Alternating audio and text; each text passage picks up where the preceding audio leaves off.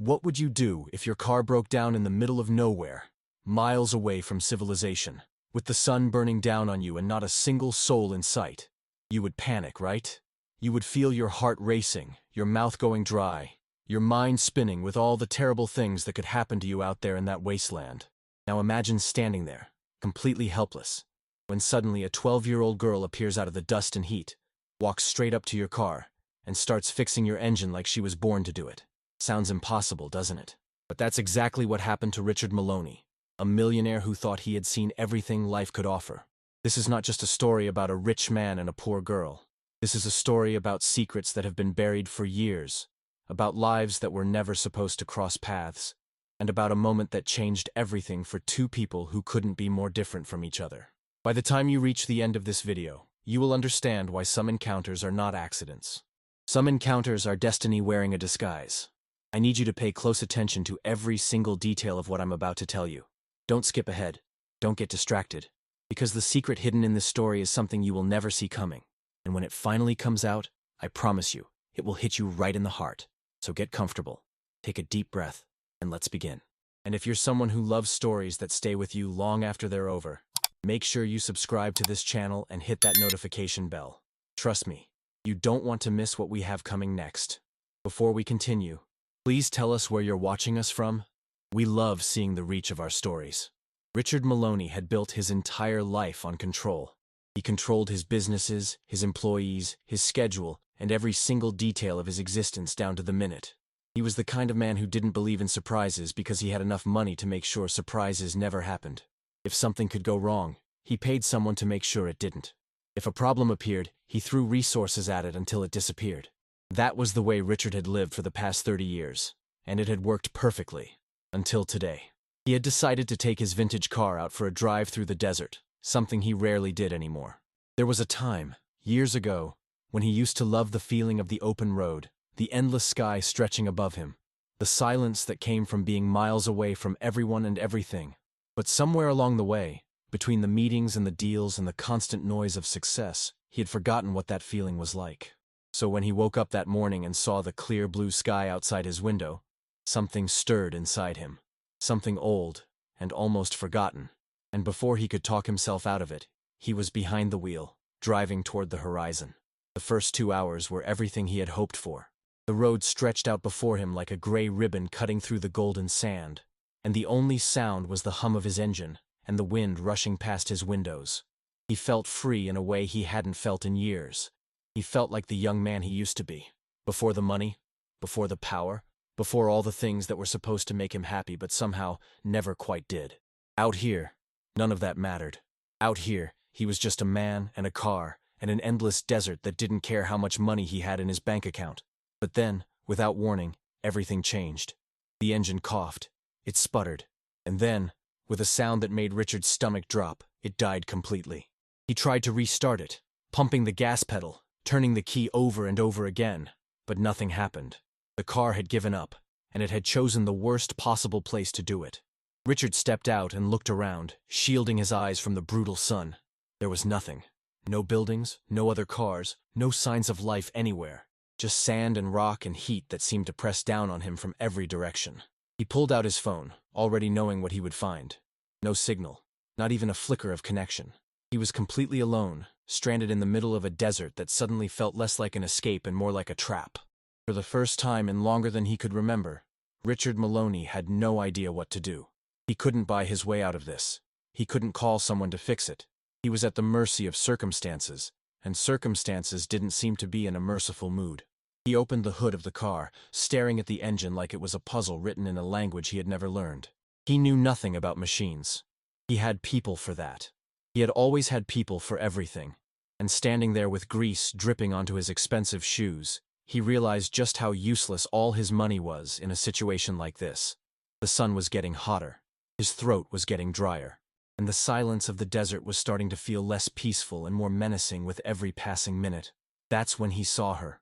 At first he thought it was a mirage, a trick of the heat playing with his eyes. But as the figure got closer, he realized it was real. A girl, small and thin, walking toward him across the sand like she had appeared out of nowhere. She was carrying a toolbox that looked almost as big as she was, and her clothes were faded and worn, the kind of clothes that had been washed so many times they had lost all their original color. Her hair was pulled up in a messy bun, and her arms were already smudged with grease, as if working on engines was just a normal part of her day.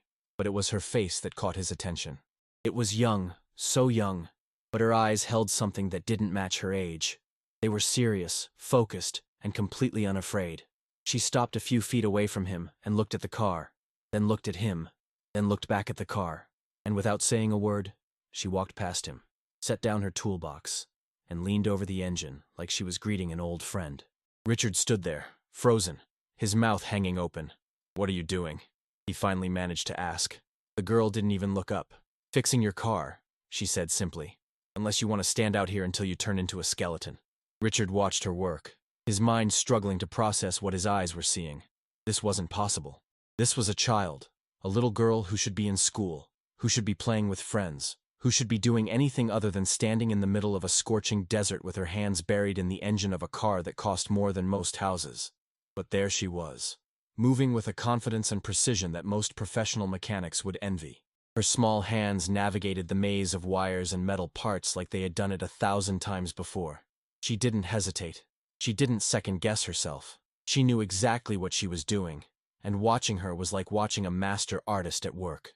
The sun continued to beat down on them, relentless and unforgiving. Richard could feel the sweat dripping down his back, soaking through his expensive shirt. But the girl didn't seem bothered at all. She was completely focused on the task in front of her, muttering softly to herself as she worked, occasionally reaching into her toolbox for a different tool without even looking. It was as if the engine was speaking to her in a language only she could understand, telling her exactly what was wrong and how to fix it. After about 15 minutes, she straightened up and wiped her forehead with the back of her hand, leaving a streak of grease across her skin. "Try it now," she said, nodding toward the driver's seat. Richard hesitated for a moment, still not quite believing this was real. But he walked over to the car, sat down behind the wheel, and turned the key. The engine roared to life immediately, smooth and powerful, as if nothing had ever been wrong. He sat there for a long moment, listening to the familiar hum, feeling something strange and unfamiliar building in his chest. It wasn't just relief. It was something deeper, something that felt almost like wonder. He stepped out of the car and looked at the girl. She was already packing up her tools, getting ready to leave, as if saving a stranger in the middle of the desert was just another ordinary task in her day. The casualness of it stunned him. She wasn't looking for praise. She wasn't waiting for a reward. She was simply doing what needed to be done, and then moving on with her life. "Wait," Richard called out, reaching for his wallet. "How much do I owe you?" The girl paused and looked at him over her shoulder. Her eyes met his, and for a moment, Richard felt like she was seeing right through him, past the expensive clothes and the luxury car, and the image he projected to the world. $20, she said simply. Richard almost laughed. $20. He had spent more than that on his morning coffee. He had watches that cost more than some people earned in a year. And here was this girl, this child who had just saved him from a potentially life-threatening situation, asking for nothing more than pocket change. He pulled out a $100 bill, the smallest thing he had in his wallet, and held it out to her. "Keep it," he said. "You earned it." But the girl shook her head. "I said 20. I don't take more than what I earn." Richard felt something shift inside him. In all his years of doing business, of negotiating deals worth millions of dollars, of meeting some of the most powerful people in the world, he had never encountered anything like this. Everyone he knew had a price. Everyone wanted something. But this girl, this 12-year-old child with grease on her face and holes in her sneakers, was looking at his money like it meant nothing to her. "It's a tip," he tried to explain, "for doing a good job." "A tip is for extra service," she replied, her voice calm and steady. "I didn't give you extra service. I fixed your car. That's what I do. That's worth $20. If you don't have exact change, I can make change for you."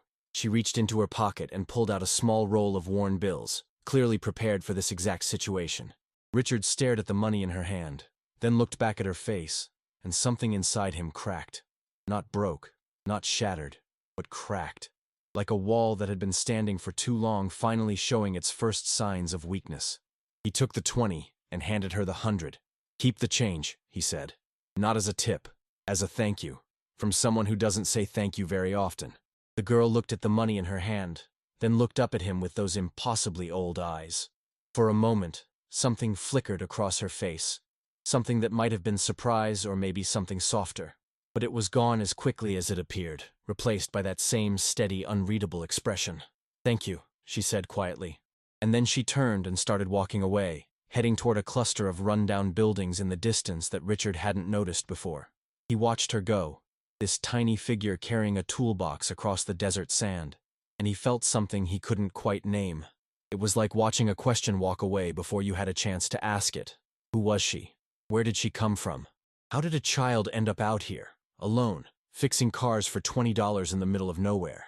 The questions multiplied in his mind, each one leading to another, until his head was spinning with things he didn't understand. He should have driven away. He should have gotten back in his car, said a silent prayer of thanks, and continued on his journey. That would have been the smart thing to do. The safe thing. The thing that Richard Maloney, successful businessman and master of his own universe, would normally do without a second thought. But something held him in place. Something about that girl, about the way she had looked at him, about the quiet dignity in her refusal to take more than she was owed. He couldn't shake the feeling that this wasn't supposed to be the end of the story. This was supposed to be the beginning. Richard got back in his car, but instead of driving away, he found himself following the direction she had gone. He told himself he was just curious. He told himself he just wanted to make sure she got home safely. But deep down, in a place he rarely acknowledged, he knew it was more than that. He knew that something about this encounter had reached inside him and grabbed hold of something he thought he had lost a long time ago. The run-down buildings turned out to be a small collection of structures that could barely be called a town. There was a gas station that looked like it hadn't been updated since the 1970s, a general store with a faded sign, and a handful of houses that seemed to be held together by stubbornness and prayer. It was the kind of place that didn't appear on any map, the kind of place that the rest of the world had forgotten existed. And somewhere in this forgotten place lived a girl who could fix luxury cars and refused to take $1 more than she was owed. Richard parked his car near the gas station and stepped out, looking around at the dust and the decay and the silence. A few people moved about in the distance, going about their business without paying him any attention. He felt out of place here, like a peacock that had wandered into a chicken coop. His expensive clothes, his polished shoes, his entire appearance screamed that he didn't belong, but he didn't care. He had to know more. He walked into the general store, a small bell announcing his arrival. Behind the counter sat an elderly woman with weathered skin and eyes that had seen too many years of hard living. She looked up at him without any particular interest, as if rich men wandered into her store every day. "Can I help you?" she asked, her voice dry as the desert outside. Richard hesitated, suddenly unsure of what to say. How do you ask about a child without sounding suspicious? How do you explain that you're not a threat? That you're just curious? That you just want to understand something that doesn't make sense? "There was a girl," he finally said, "out on the road. She fixed my car. Young, maybe 12 years old. Carries a toolbox." The woman's expression changed slightly, a flicker of something crossing her face before disappearing back into neutrality. "You're talking about Emma," she said. "Emma Turner." Emma. The name settled into Richard's mind like a key sliding into a lock. Emma Turner. The girl with the old eyes and the steady hands and the pride that wouldn't bend. "Does she live around here?" Richard asked. The woman studied him for a long moment, her gaze sharp and assessing. "Why do you want to know?" It was a fair question. Richard wasn't sure he had a fair answer. "She helped me," he said finally. "I'd like to return the favor." The woman continued to stare at him, and Richard had the uncomfortable feeling that she was reading him like a book, seeing all the things he tried to hide from the world. Finally, she seemed to reach some kind of decision. "Emma lives about half a mile down that road," she said, pointing toward the east. "The house with the blue door. Can't miss it, it's the only one with any color left." She paused, her eyes hardening. "But I'll tell you this. That girl has been through more than you can imagine. She doesn't need some rich man coming in and making things worse. So whatever you're planning, you better make sure it's good. Because if you hurt that child, there are people in this town who will make you regret it." Richard nodded, accepting the warning as his due. "I understand," he said. "Thank you." He left the store and walked in the direction the woman had pointed, his mind churning with questions. What had Emma been through? What was a 12-year-old doing fixing cars in the middle of the desert? Where were her parents? The questions piled up, each one heavier than the last, pressing down on him as he walked along the dusty road. The house with the blue door was easy to spot, just as the woman had said. It was a small structure, probably just 2 or 3 rooms, with peeling paint and a roof that looked like it needed repair. But the blue door stood out like a beacon against the faded brown and gray of the rest of the building. Someone had painted that door with care, had chosen that specific color for a reason. It was the only spot of brightness in an otherwise colorless landscape. Richard stood outside the house for a long moment, gathering his courage. This was crazy. He was a businessman, not a charity worker. He had responsibilities, meetings, a life that was waiting for him back in the city. What was he doing here, standing outside a stranger's house in a town he hadn't known existed until an hour ago? But even as he asked himself these questions, he knew he wasn't going to leave. Not yet. Not until he understood. He was about to knock on the door when he heard voices coming from behind the house. One of them was Emma's, he was sure of it. But the other voice was different, weaker, rougher. A woman's voice, strained with pain or illness, or both. Richard walked around the side of the house, following the sound, and what he saw stopped him in his tracks. Emma was kneeling beside an old woman who was sitting in a rusted wheelchair. The woman's face was gaunt, her skin paper-thin, her eyes clouded with the unmistakable haze of serious illness. But despite her frail appearance, she was smiling as Emma talked to her, a smile that held all the love in the world. And then his face, Emma was saying, her voice light with amusement. "Grandma, you should have seen it. When I told him it would be $20, he looked at me like I had grown a second head. He tried to give me $100 for a 15-minute job." The old woman laughed, a sound that turned into a cough, her thin body shaking with the effort. Emma immediately stopped talking and reached for a glass of water on a nearby table, holding it to her grandmother's lips with a gentleness that made Richard's chest tighten. "You're a good girl, Emma," the old woman said when the coughing subsided. "Your grandfather would have been so proud of you." "I learned from the best," Emma replied, and there was a weight to her words that spoke of lessons passed down, of skills inherited, of a legacy that meant everything to her. Richard stood there, hidden by the corner of the house, watching this scene unfold, and in that moment, he understood something that he hadn't understood before. This wasn't just a girl who could fix cars. This was a child who had become the caretaker of her dying grandmother, who worked to support them both, who carried the weight of an adult on her 12-year-old shoulders. The pride that wouldn't let her take more than she was owed wasn't just stubbornness. It was survival. It was the only thing she had left. He stepped back quietly, not wanting to intrude on their private moment. But his foot found a loose board, and the sound it made was enough to alert Emma. She was on her feet in an instant, positioning herself between Richard and her grandmother, her eyes hard with suspicion. "What are you doing here?" she demanded. "Are you following me?" Richard raised his hands in a gesture of peace. "I'm sorry," he said. "I didn't mean to intrude, I wanted to make sure you got home safely." Emma's eyes narrowed. "I've been getting home safely my whole life. I don't need some stranger checking up on me." "Emma," the old woman's voice was soft but firm. "Who is this man?" Emma didn't take her eyes off Richard. "He's the one from the road, the one with the broken car." The old woman leaned forward in her wheelchair, peering at Richard with those clouded eyes. And then something happened that Richard didn't expect. Her face changed. The suspicion faded, replaced by something else entirely. Something that looked almost like recognition. "Come closer," she said to Richard. "Let me see you." Richard hesitated, looking at Emma for permission. The girl didn't move, didn't give any indication of approval, but she didn't stop him either. So he walked forward slowly, carefully, until he was standing in front of the old woman's wheelchair. She reached up with a trembling hand and touched his face, her fingers tracing the lines of his features with a gentleness that felt almost reverent.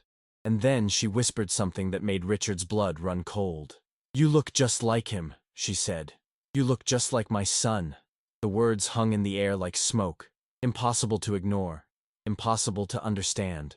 Richard felt the ground shift beneath his feet, felt reality tilting in a direction he never saw coming. "What did you say?" he managed to ask, his voice barely above a whisper.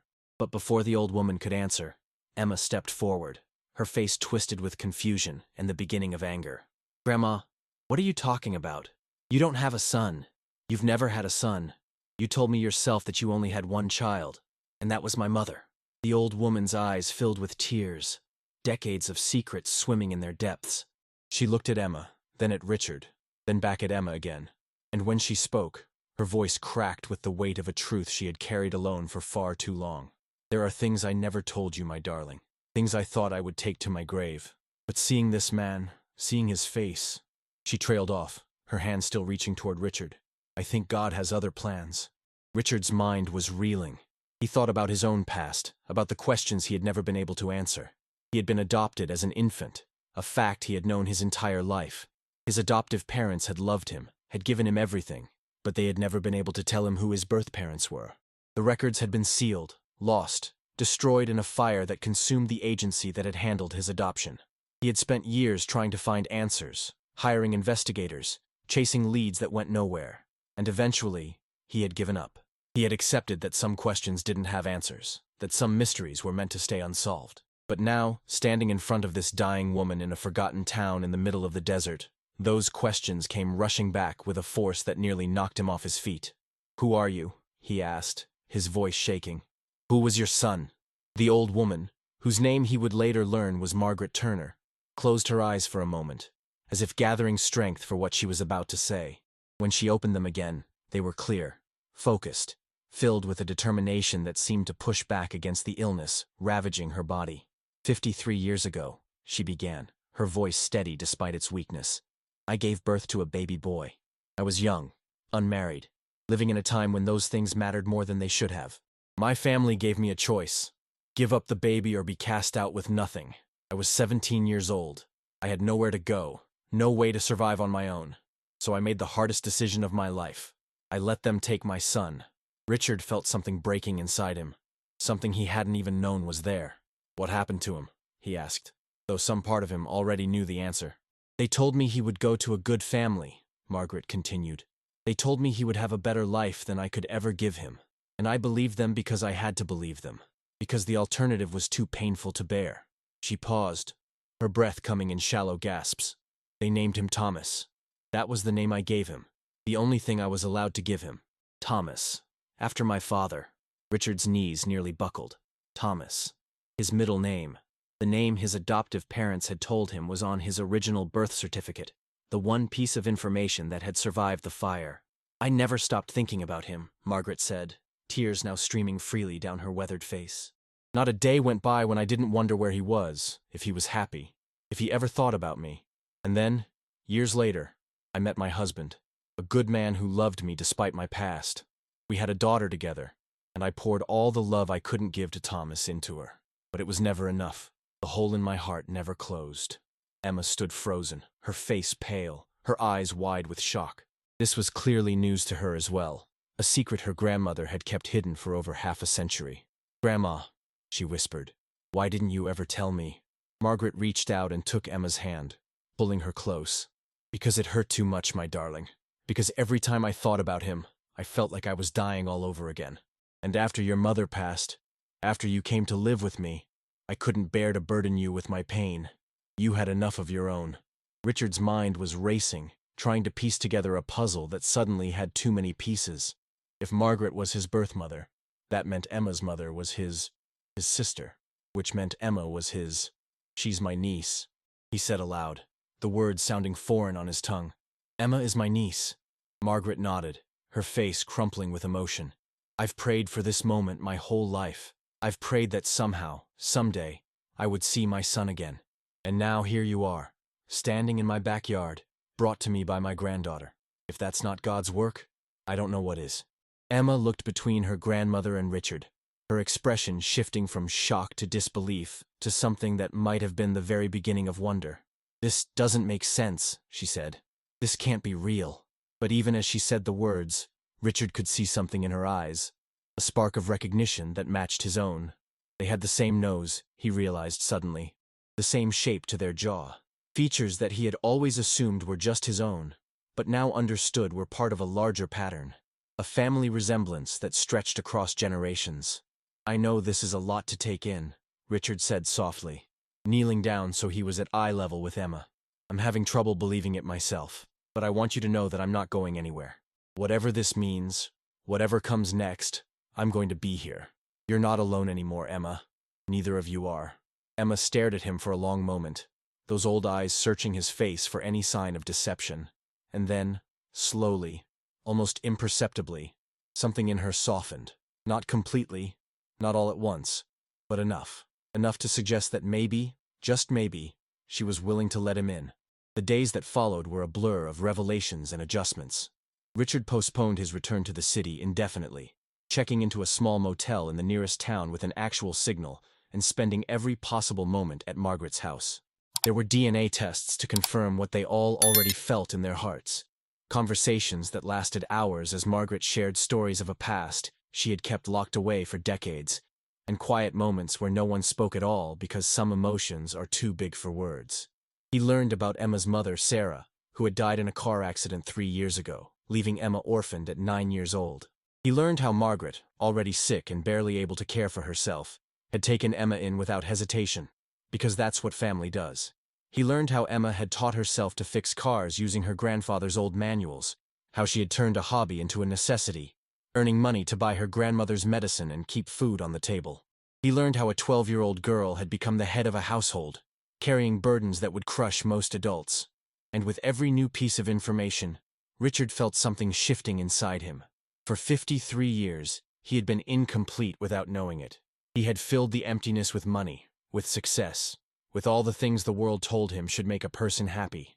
But standing in that dusty backyard, watching Emma care for Margaret with a love that asked for nothing in return, he understood what had been missing all along. Connection, family, the knowledge that somewhere in the world, there were people who shared his blood, his history, his story. The weeks turned into a month, and Richard became a fixture in Emma and Margaret's life. He brought specialists to examine Margaret, doctors who offered treatments that gave her more time than anyone had dared to hope for. He enrolled Emma in a proper school, arranging for tutors to help her catch up on the years she had missed. He repaired the house with the blue door, replacing the leaking roof and fixing the walls that had been crumbling for years. But he was careful to do all of this with Emma's permission, always asking first, never assuming that his money gave him the right to take over. Because if there was one thing he had learned from that first encounter in the desert, it was that Emma's pride was not something to be trampled on. It was something to be respected. She had earned that pride through years of sacrifice and struggle, and he would not be the one to take it away from her. Emma, for her part, slowly began to let her walls down. She still kept her distance at times, still watched Richard with those assessing eyes that seemed to see more than they should. But there were moments, small and precious, when she let him in. A laugh at something he said, a question about his life in the city, a quiet thank you for a gift he had given her. Each moment was a thread, and slowly, thread by thread, they were weaving something together, something that felt like family. Margaret watched all of this from her wheelchair, her health fragile, but her spirit stronger than ever. She had lived long enough to see her son again, to know that he had grown into a good man, to see him building a relationship with her granddaughter. Whatever time she had left, she knew it was borrowed, a gift she didn't take for granted. And she spent that time telling stories, sharing memories, passing on the wisdom of a woman who had loved and loved again. One evening, as the sun was setting and the desert sky was painted in shades of orange and pink, Margaret called Richard and Emma to her side. Her breathing was labored, her voice weaker than usual, but there was a peace in her eyes that hadn't been there before. "I need you both to promise me something," she said, her hand reaching out to hold theirs. "Promise me that you'll take care of each other. Promise me that whatever happens, you'll remember that you're family. Blood doesn't lie, and love doesn't end. Promise me." Richard felt tears running down his face, tears he didn't bother to hide. "I promise," he said. "I promise, Mom." It was the first time he had called her that, and the word felt both strange and perfect on his lips. Margaret's face lit up with a smile that seemed to take years off her weathered features. Emma squeezed her grandmother's hand, her own eyes bright with unshed tears. "I promise, Grandma. I'll take care of him too. Someone has to make sure he doesn't try to tip me $100 every time I change his oil."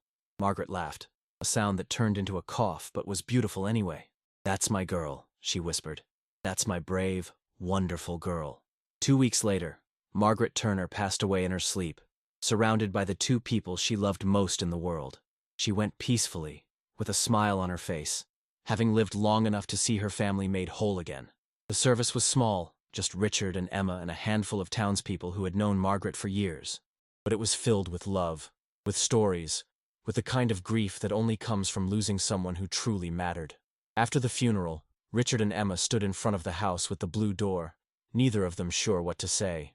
The desert stretched out around them, vast and empty and somehow less lonely than it had been before. "What happens now?" Emma asked, her voice small but steady. Richard looked down at this girl, this remarkable child who had changed his life in ways he never could have imagined. Now, he said, we figure it out together. Whatever you want, Emma. You want to stay here? We'll stay. You want to come to the city? We'll go. You want to open a garage and fix cars for a living? I'll be your first customer. Whatever you want, wherever you want to be, I'll be there. Because that's what family does. Emma was quiet for a long moment, her gaze fixed on the blue door. Then she looked up at him, and for the first time since he had met her, she smiled. Not a small smile, not a guarded smile, but a real smile, the kind that reached her eyes and transformed her whole face. I think I'd like to see the city, she said. But first, you need to learn how to change your own oil. I can't be rescuing you every time your fancy car breaks down. Richard laughed, a sound of pure joy that surprised even him. Deal, he said. You teach me about cars, and I'll teach you about, I don't know, something. Finance? Business? Emma wrinkled her nose. That sounds boring. It is, Richard admitted. But it pays well. They stood there for a while longer, uncle and niece, two people who had been strangers just weeks ago, and now couldn't imagine their lives without each other. The sun continued to set, painting the desert in colors that seemed impossible, and somewhere in the distance, a bird sang a song that sounded almost like hope. Richard thought about the chain of events that had brought him here, a decision to go for a drive, a car that broke down, a girl who appeared out of the heat and the dust and changed everything.